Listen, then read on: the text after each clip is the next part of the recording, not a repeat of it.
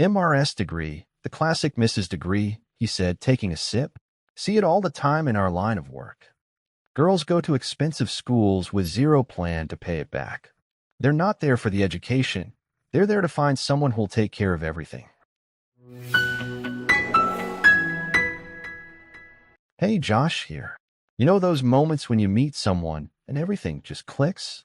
That's how it was with Molly. I remember it like it was yesterday, even though it's been 3 years. She walked into that coffee shop where my friend was having his birthday party, and I couldn't take my eyes off her. It wasn't just that she was beautiful, though she definitely was. It was this energy she had, the way she lit up the room with her smile. Josh, right? She'd said, extending her hand. I've heard so much about you from Hazel. From that moment on, we were inseparable. Our first few months together were like something out of a movie. We'd spend weekends exploring hidden spots in the city, trying out new restaurants, or just walking around talking for hours. Molly had this way of making everything feel exciting, even ordinary stuff like grocery shopping. Life's too short to be boring, she'd always say, dragging me into some quirky vintage shop or convincing me to try skydiving. I love that about her, how she could turn any random Tuesday into an adventure. I noticed early on that she had, let's say, a relaxed approach to money. She'd think nothing of dropping $50 on brunch with her friends or booking a spontaneous weekend getaway. At first, I didn't think much of it. When you're falling for someone, these things don't seem important. Come on, Josh, she'd laugh. These are the stories we'll tell our grandkids someday. Working in finance, I've always been careful with money. Making $200,000 a year means I can afford some luxuries, sure, but I believe in planning for the future. I have my retirement accounts, emergency savings, investment portfolio, all that boring stuff Molly would tease me about. The first time I noticed something might be off was during a casual dinner at her place. She was sorting through her mail, and I spotted several unopened envelopes from loan servicers. Oh, those, she'd said, tossing them aside. Just student loans. Everyone has them, right? I remember feeling a slight twinge of concern, but I pushed it away. We were having such a good time, and I figured we'd deal with the financial stuff eventually. After all, relationships are about growing together, right? As months passed, I started trying to gently nudge her toward being more financially conscious. Hey, why don't we cook dinner tonight instead of ordering out? I'd suggest. But Molly would just wave her hand dismissively. Josh, honey, you worry too much. Everything will work itself out. I'd watch her shop online during her lunch breaks at school, or hear about another girl's trip she was planning, and this nagging feeling would grow in my stomach. But every time I tried to bring up money, she'd change the subject or make me feel like I was being a killjoy. We're young, she'd say, wrapping her arms around me. We have our whole lives to be responsible. Looking back now, I can see all the red flags I chose to ignore. The way she'd conveniently forget her wallet when we went out. How she never talked about her long-term goals or financial plans. But when you're in love with someone, it's amazing how good you become at making excuses for them. I kept telling myself that eventually we'd sit down and have a serious conversation about money. That once we moved forward in our relationship, she'd naturally become more responsible. After all, she was smart, capable, and had a good heart. Surely she'd understand the importance of financial planning when the time came. Man, was I in for a wake-up call. Little did I know that those unopened envelopes and casual shopping sprees were just the tip of a very large, very expensive iceberg. And soon enough, I'd have to face the reality that sometimes love isn't enough, especially when one person is floating on a cloud of denial while the other is trying to build a solid foundation for the future. It's Molly here. Finally! After 4 years of college and what felt like a million interviews, I landed my first real teaching job. Okay, so $35,000 isn't exactly rolling in dough, but hey, I'm officially a teacher. Do you know how amazing it feels to walk into that classroom every morning and see those kids' faces light up? That's worth more than any salary. Josh wasn't exactly jumping for joy when I told him about the pay. He got this little crease between his eyebrows, the one I've started calling his worry wrinkle. But seriously, why stress about money all the time? We're in our 20s, for crying out loud. You need to look professional in the classroom, I explained while showing him my new work clothes from Target. Sure, maybe I went a little overboard with 5 new dresses and those cute cardigans, but first impressions matter, right? Besides, these clothes are an investment in my career. The thing about Josh is he's always counting dollars, cents, retirement points, whatever. Like last weekend, when I suggested we try this new brunch place downtown. Molly, he said, pulling up our recent expenses on his phone, we've eaten out 8 times this month already. Who keeps track of stuff like that? Sometimes I wonder if he even enjoys anything anymore, or if he's just calculating the cost of living in his head 24/7. Look, I get it. He works in finance and makes good money, so obviously he thinks about these things. But life isn't just about spreadsheets and savings accounts. Like when my friends invited me for a weekend trip to the beach, how could I say no? Even if it meant dipping into my credit card a bit. You are piling on more debt over and above your student loan. Josh asked when I mentioned the trip. Ugh, the loan. He's been bringing those up more and more lately. I tried to explain that everyone has student debt these days. It's just part of life, like taxes or bad coffee at work. But Josh acts like it's this huge emergency we need to tackle right now. Can we sit down and make a budget? He asked the other night. Just look at the numbers with me. I lost it a little then. We're not going to be young forever, Josh. Do you want to look back in 20 years and remember all the times we stayed home counting pennies? Or do you want actual experiences to talk about? He didn't like that much. Got all quiet and serious, like he does when he's really frustrated. But honestly, what's the rush? We have our whole lives to figure this stuff out. Right now, I want to focus on being the best teacher I can be, spending time with my friends, and actually enjoying life. Besides, it's not like I'm being completely irresponsible.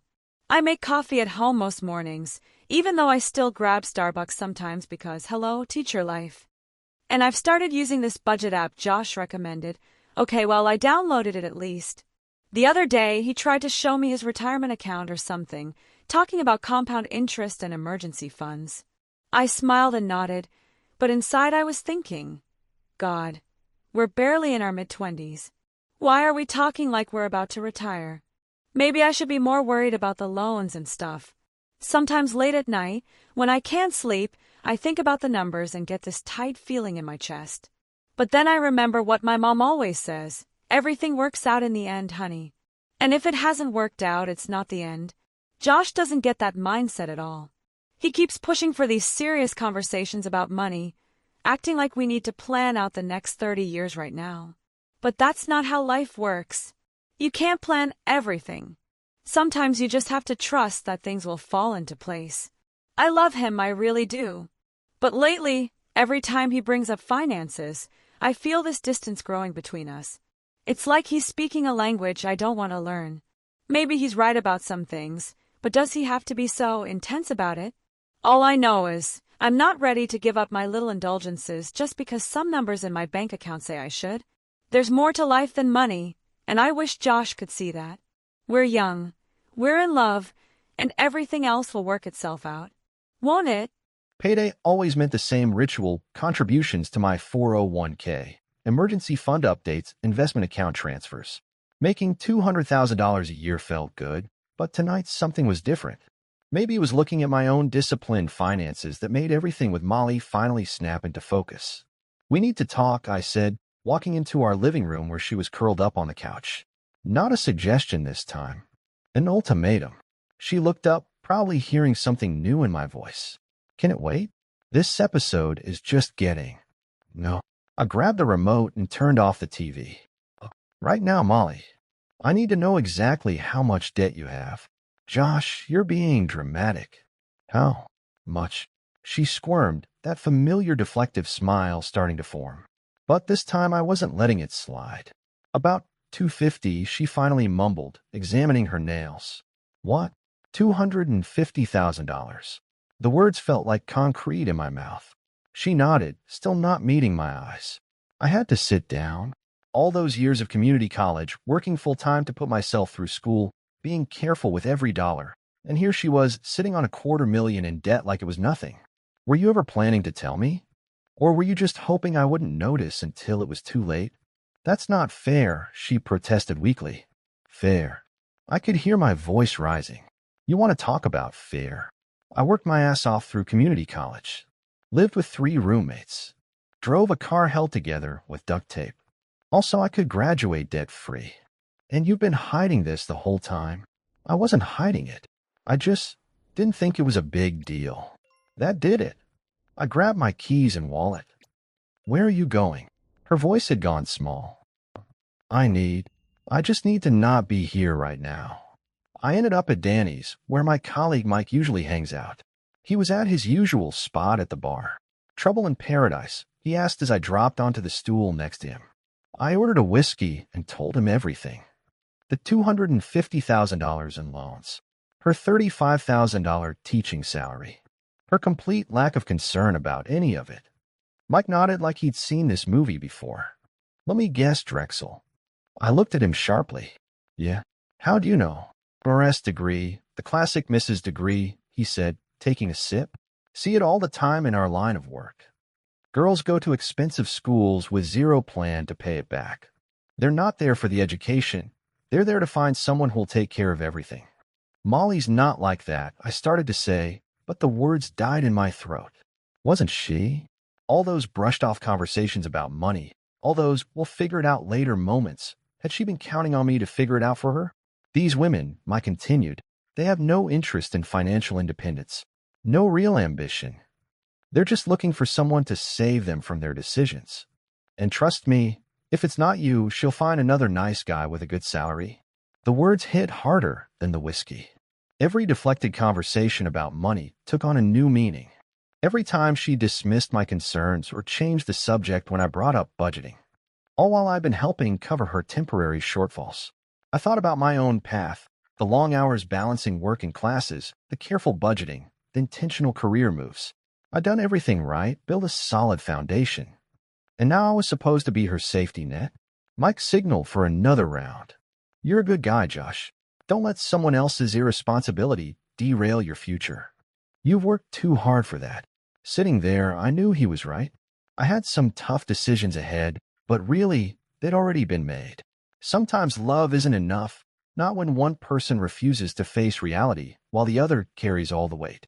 I finished my drink, the weight of realization settling heavily on my shoulders.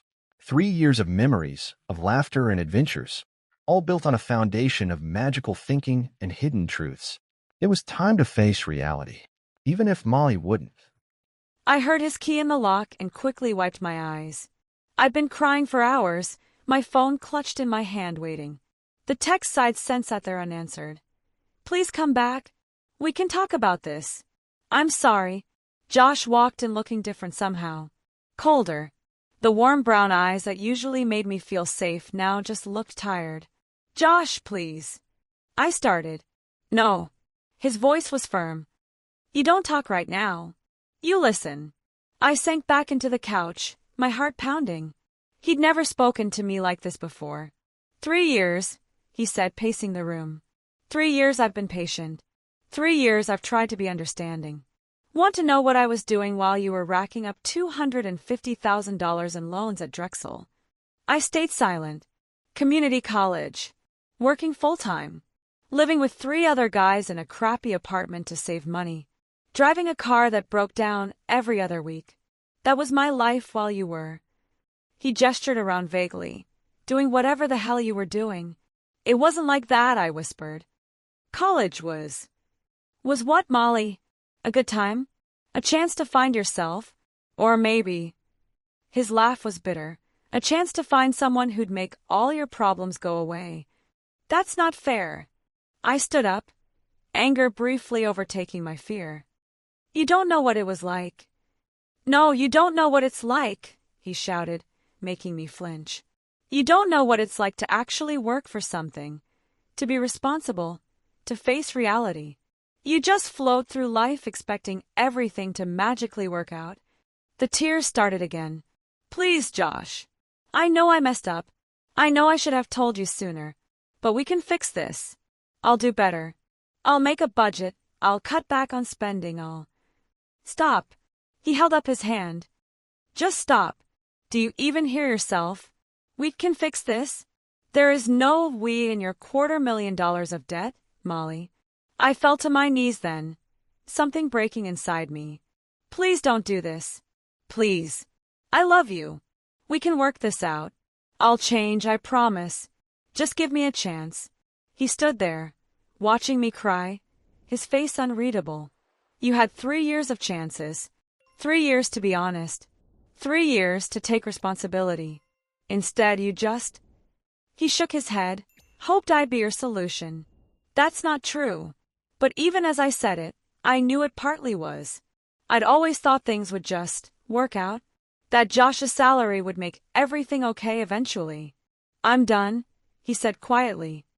I'm not going to be your financial safety net. I'm not going to spend the next decade paying off your mistakes while you keep pretending money grows on trees. Josh, please. I crawled toward him, grabbing at his legs. Please don't leave me. I don't know what I'll do without you. He stepped back, out of my reach.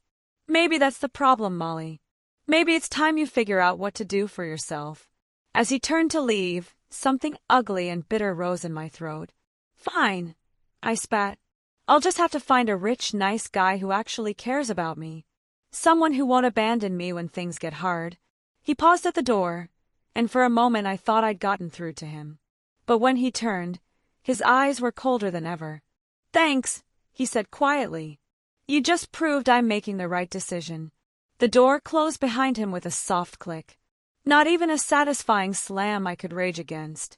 Just a quiet, final sound that seemed to echo through my suddenly empty apartment. I stayed on the floor, my tears soaking into the carpet. Everything was falling apart. My perfect life, my perfect boyfriend, my perfect future, all crumbling because of some stupid numbers in a bank account. I almost laughed. Mom's favorite saying echoed in my head. Everything works out in the end, honey. And if it hasn't worked out, it's not the end. But this felt like the end. The very end. And nothing had worked out at all. In the silence of the apartment, reality finally started to sink in. $250,000. My teaching salary that barely covered rent and bills. No more Josh to help with the temporary shortfalls. No more pretending it would all just work itself out somehow. I curled up on the floor, hugging my knees to my chest. Outside, I could hear the city going on like nothing had changed. But everything had changed. And for the first time in my life, there was no one else to figure it out for me.